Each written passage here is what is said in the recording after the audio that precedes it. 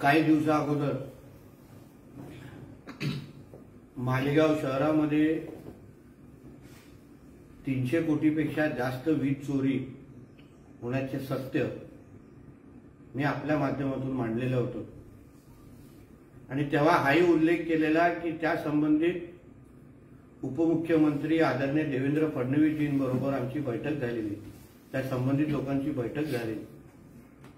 आता अभिमानाने मी सांगू शकतो की त्या बैठकीचे पडसाद मालेगावमध्ये पाहायला मिळत आहेत आणि काही अधिकाऱ्यांचं पथक तयार केलं गेलेलं आहे आणि त्याप्रमाणे या सगळ्या गोष्टीची रिकव्हरी ही होण्याची सुरुवात झालेली आहे। यासाठी मी आदरणीय देवेंद्र फडणवीसजी आणि बीजी शेखर यांचा मी मनापासून आभार मानतो की त्यांनी आमच्या मागणीच्या अनुसार मालेगाव वासियांना न्याय देण्याचं काम सुरू केलेलं आहे। त्या बोलण्यामध्ये मी मालेगावचा उल्लेख मिनी पाकिस्तान म्हणून केलेला आणि त्यामुळे खूप लोकांना हिरव्या मिरच्या झोंबल्या आणि सतत माझ्याबद्दल मालेगावमध्ये प्रेस घेणं, नोटिसेस पाठवण्याचं काम मोठ्या प्रमाणामध्ये चाललंय। मालेगाव हे आमच्या महाराष्ट्राचा एक महत्त्वाचा भाग आहे। महाराष्ट्राचे नागरिक तिथे राहतात आणि महाराष्ट्राच्या मध्ये राहून अगर कोण पाकिस्तानचं उदो करत असेल तर ह्यावर आम्ही आजही बोलणार, उद्याही बोलणार, कितीही नोटीस पाठवल्या तरीही बोलणार। कारण का ह्याची कारणं आहेत। कारण का मालेगावमध्ये राहून अगर पाकिस्तान जिंदाबादचे अगर नारे आणि घोषणा कोण देत असतील याचं मी मुद्दामून तुम्हाला एक छोटासा व्हिडिओ दाखवतो। हा मालेगावचा व्हिडिओ आहे।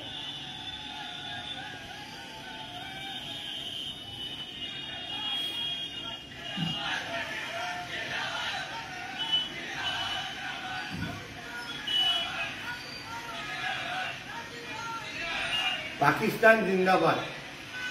आता हे पाकिस्तान मध्येच ऐकायला मिळत असेल आणि पाकिस्तान जिंदाबादचे नारे अगर मालेगाव आणि महाराष्ट्रातल्या एका शहरामध्ये ऐकायला मिळत असेल तर त्याबद्दल बोलायचं नसेल तर ते आमच्या धर्मात आणि राष्ट्रवादमध्ये बसत नाही। म्हणून त्या पातळीवर आम्ही ह्याबद्दलचं विश्लेषण आणि उत्तर देऊ। संजय राजाराम राऊतनी आज मोठ्या पत्रकार परिषदेमध्ये आदरणीय मोदीजी आणि मोदीजी स्वतःचं गुणगान कसं गातात, कालच्या भाषणामध्ये त्यांनी नेहरूजींचे जे काही सत्य दाखवलं की नेहरूजींनी आपल्या भारताला आळशी कसं बनवलं याचं अतिशय उत्तम विश्लेषण आमच्या पंतप्रधानांनी काल सभागृहामध्ये केलं आणि अपेक्षेप्रमाणे गांधी कुटुंबियाचा नवीन कामगार संजय राजाराम राऊत ह्याला मिरच्या झोंबल्या पाहिजेत होत्या। पण मला एक प्रश्न संजय राजाराम राऊतला विचारायचा आहे। एका बाजूने तू मोदीजींवर टीका करतोस, एका बाजूने भारतीय जनता पक्षावर तू गरळ ओकतोस, एका बाजूने सामनाचा अग्रलेख हा शिबू किंवा तो हेमंत सोरेन हे किती हे कसे झुकले नाहीत त्याबद्दल तुमचा अग्रलेख लिहून येतो। पण दुसऱ्या बाजूने तुझा मालक पूर्ण कोकण दौऱ्यामध्ये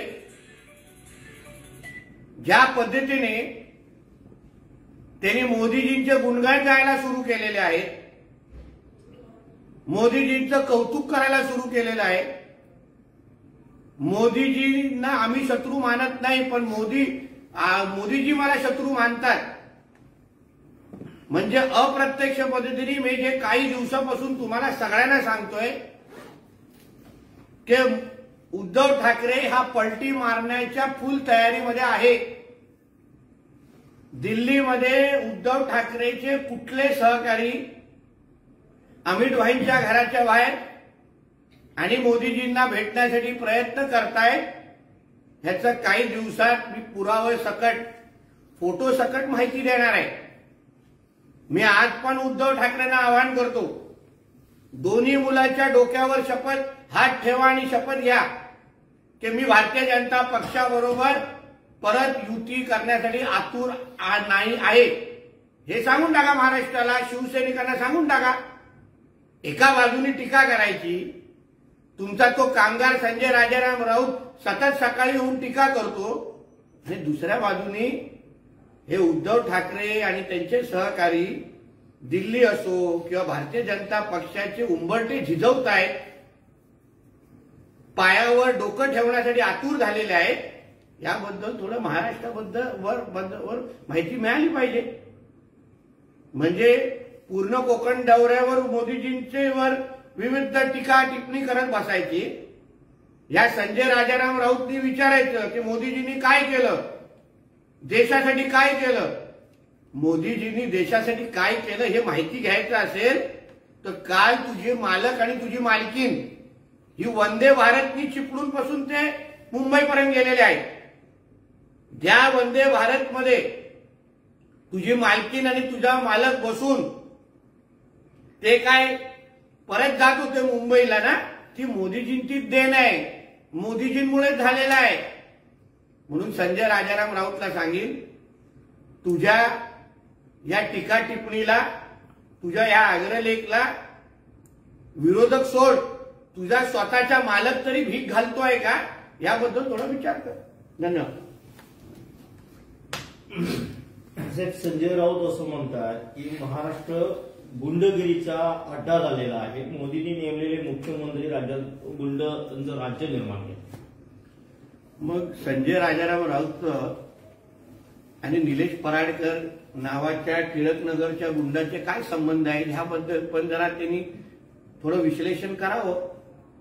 अन्य लोकांचे फोटो अगर ट्विटरवर टाकण्याचं सत्र अगर संजय राजाराम राऊत सुरू करत असेल तर मग आदित्य ठाकरे बरोबरचे या निलेश पराडकरचे फोटोग्राफ जो एका अंडरवर्ल्ड डॉनशी कनेक्टेड आहे, मग संजय राजाराम राऊतच्या प्रेसमध्ये बसलेला निलेश पराडकर, या सगळ्याचा अल्बमच किंवा वेब सिरीजच आम्ही बाहेर काढू ना, आणि मग दिसेल की बाबा गुंड्यांना महाविकास आघाडीच्या काळात कोण पोसत होतं, कोण मांडीवर घेऊन फिरत होतं हे दिसेल।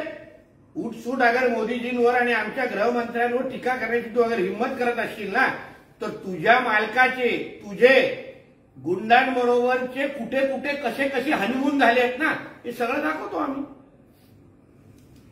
त्यावर संजय राऊत असंही म्हणतायत की शेकडो शेतकऱ्यांनी आत्महत्या केल्या, शिंदे सरकार आल्यानंतर 1700 शेतकऱ्यांच्या आत्महत्या, त्यावर मोदी काही बोलत नाही।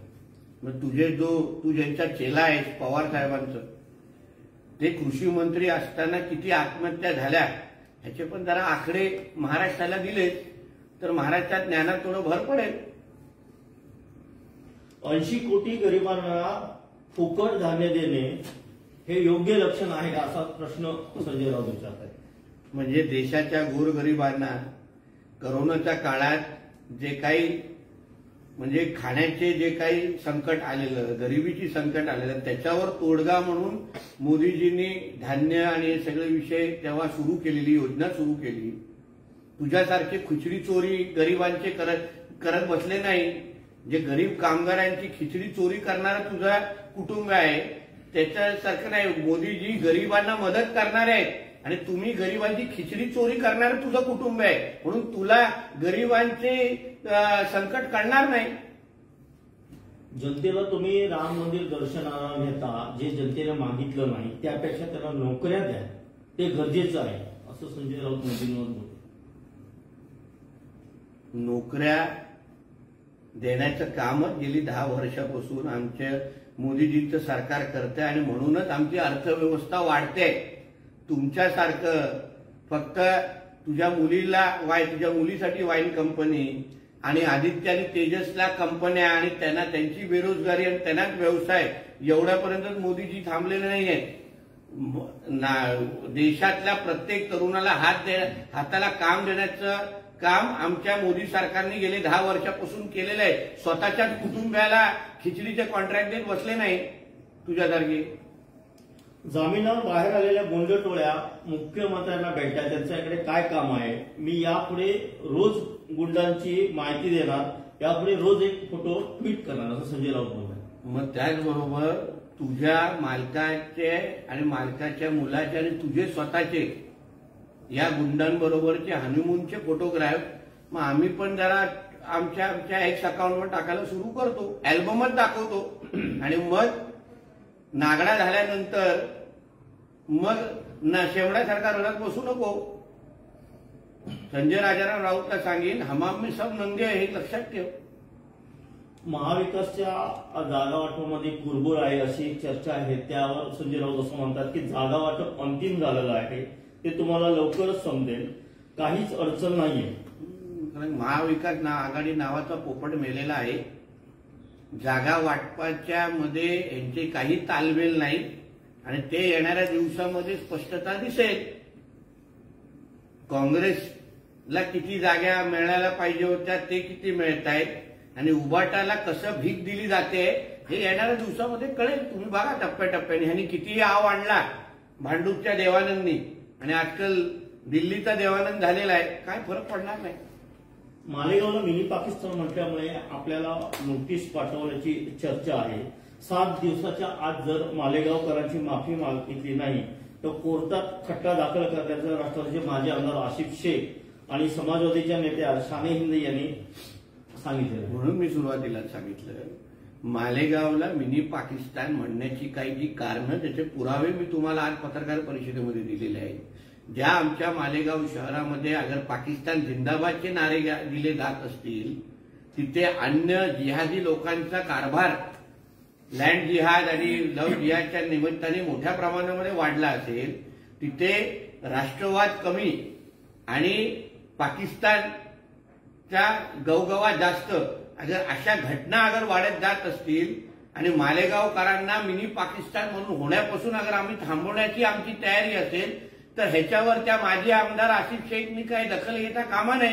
तो माजी आमदार आहे की पाकिस्तान एजंट आहे हे आता विचारण्याची वेळ आलेली आहे. म्हणून जी काय नोटीस आलेली आहे ती कायदेशीर आम्ही उत्तर देऊ ना. मी काय चुकीचं बोललेलो नाही, मी मालेगावकरांच्या हितातच बोललेलो आहे. आज आमच्या देवेंद्र फडणवीसजींमुळे बीजी शेखरांमुळे तिथे 300 कोटीपेक्षा जास्त झालेल्या वीज चोरीची रिकव्हरी सुरू झालेली आहे. जो जनतेचा पैसा आहे, जो सरकारचा पैसा आहे, म्हणून ह्यांच्या डाळ्या कुरवडल्यामुळे ह्यांच्या योग्य धुळण्याखाली मिरची लागल्यामुळे आता ही तडफड चालू आहे. त्या तडफडीला मी जास्त दखल घेत नाही. म्हणजे तुम्ही माफी मागणार का? मी कशाला माफी मागू? मी काय चुकीचं बोललोच नाहीये. जिथे पाकिस्तान जिंदाबादचे नारे दिले जात असतील तर तिथे पाकिस्तानच म्हणणार ना. महाराष्ट्रामध्ये इथे भारताचा जय जयकार केला जातो, पाकिस्तानचा जय जयकार केला जात नाही. म्हणून माफी मागण्याचा प्रश्नच येत नाही. जे काय आम्ही कायदेशीर किंवा त्याला जे काय उत्तर द्यायचं उत्तर दे. तर विजय वडेट्टीवारांनी आता सकाळी आरोप केला आहे की कमिशन आणि वसुली हे या सरकारचं ब्रीदवाक्य आहे. कदाचित विजय वडेट्टीवारांना अजूनपर्यंत कळलं नसेल की सरकार बदललेलं आहे. महाविकास आघाडीमध्ये चाललेली वसुली ज्याच्याचे ते भागच होते ते आता आमच्या सरकारमध्ये होत नाही. म्हणून विजय वडेट्टीवारांना सांगेन जरा सकाळी उठून जरा कडक चहा घ्या आणि शुद्धीवर या, मग कळेल. साहेब, धनंजय मुंडे बोलले आहेत की शरद पवार साहेबांनंतर आव्हाड यांना पक्ष आपल्या ताब्यात घ्यायचा आहे आणि रोहित पवार यांच्यासाठी टीका केली आहे की आव्हाड यांनी पक्षाचं वाटोळ केलं, त्याच पद्धतीने रोहित पवार देखील पक्षाचं वाटोळ केलं आहे. रोहित पवार काय रसायन आहे हे महाराष्ट्राला लवकरच कळेल. आता धनंजय मुंडेजी काय त्यांच्या पक्षाच्या अंतर्गत विषयाबद्दल बोलले असतील हे काय मी ऐकलं नाही आणि त्याच्या बोलण्याचा माझा अधिकार पण नाहीये. पण एवढंच आम्हाला सगळ्यांना माहिती आहे, महाराष्ट्राला माहिती आहे की रोहित पवार हा पवार गटाचा पप्पू आहे. म्हणून जसा राहुल गांधी काँग्रेसला संपवण्यासाठी पूर जोराने चौथ्या गेरवर चाललेला आहे. तसंच रोहित पवार हा शरद पवार गटाचा महाराष्ट्राचा पप्पू आहे, त्याच्यावर मी त्यांच्यावर सहमत आहे. लोकशाही मराठी ऐका, पहा, जागरूक रहा.